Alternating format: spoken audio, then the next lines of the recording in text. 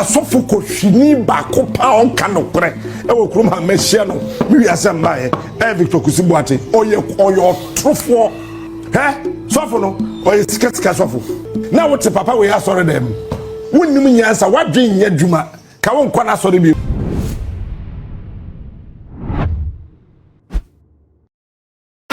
Adafonom ye mo bibia kwa ba e de ba too magi so edwaso hima magi egwa na magi egwa sa na twesensem ne ekotwi kobremai e na medi mu entuemu ebremu ye nyina ni mu se afi we de na ya abato afi enuti amanyoku ahodo na eye de won betumi aye na omo atimi awini anase wo magi franka no edi ahye wo mu nsem na de da Kusi ya eni pitiri ndc amanyoku a franka tuni ede ma na ye John Dramani Mahama wono ana se edi abanwa na hye nensa ye next year 7th yes one no so aba be hyase edi ni djuma na ensem yi mu eni bere yi mu no asofo bebre ba abonten e be hyehye nkom na eno na ye wura Captain Smart edi atudwa e wo nua ma djumedie so na ensem a wo ka de ano ayedin wode ni focus nyina edi abo ye Kusi Boateng kwafa bai edi ma power chapel e na wode ensem kese no e to ne so na ensem wo kekan de ebinum se ne kwa so ano no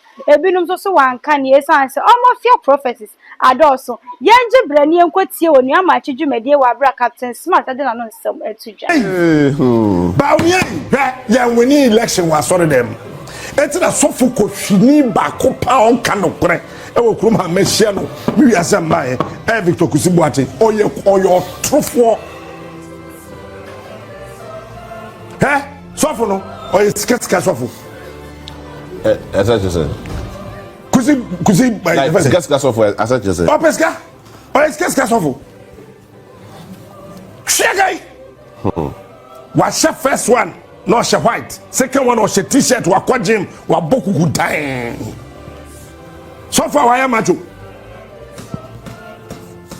na wa shenkom na wa ya macho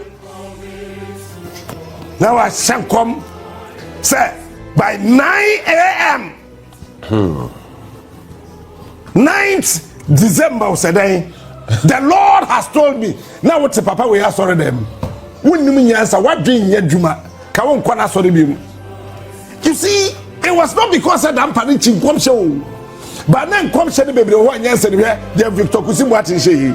San come show me your president match that mu. No, match what mu. No, see. But they said na do ntimi nchim say na do kwa we twa Yankopon tro. Nana boy dangerous. Me come be only Satan ye pe. Oh, me no, tie. Satan na dada Yesu. Me bwa. Yeah. Okay. Nana do dada Yankopon na mu ye Yesu mpo. Se me si odan ya ma. What for $58 million? Nana do only Satan. Se do de chaposo. No, you answer. Aya ye kan no iska de ma o. O iska ma. O iska de ma ai. Mo it would iska ma Victor Kusi Boateng ne opoku ina. Na se sika na o mo fanya odan na wo na wo se. Se wusi ama Nyankopon ma me maso cement metuwe ma fancy dey ama me ma me agi o me swai solo su di akire odi abobo ya ni abobo ya kia aboso kamacho solo su di akire oni god we mu mo ni bra bre papa ma yeso kufa na me so cement ko gamti me me de kwatro Victor Kusi Boateng no wa sorry aba opoku ina sorry aba na Duncan Williams aba ni asofo ina banu ma betwa me ho hia oni panti ni said ya Yehovah kwasi empire sa and kwasi empire no mbo I'm being frank but at the end of the day odan na ntimi ansi adu osumento na way wo mo wow yeah o man na yetimi bom kwasi empire bi ho ya bom ma wasoro dem a ntum say sofo the catch us wajibi I am telling you today but this is kaka ho we use card bass of one and empire bi ho ya bom ma wasoro dem a sister brother ti asesa sofo say wajimi usika na ohwe mo pa kwentu mu mra na mo tumurika ba altar nanim ho ambassador bi to ho altar nanim ho ehoye visa session. Can you imagine obinim se na ho boda mo se den na no na wa boda na ho se me you passport ama aboa sa na you see What can you say? Hey, make kasa. No, be my bonnet down pa. I say, o passport no my country aba. What about them? Then you said I'm percent confirmation no. But the point is that Jimmy because of religion. Any national cathedral, na ye water. Any national cathedral. Nanado etimi ada nyankopon. Na such a president who nsuro no. Cause my prophet no. Oh tria. Prophet mu dey here. Hwe. So say ya ete he. Number 1.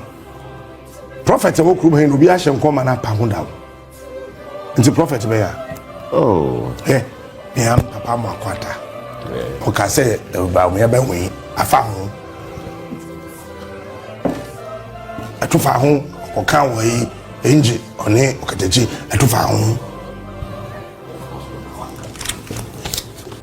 Atufa ho. O say atufa ho. Madano. O ya be man ko be dey wu. Victor Kusi Mati.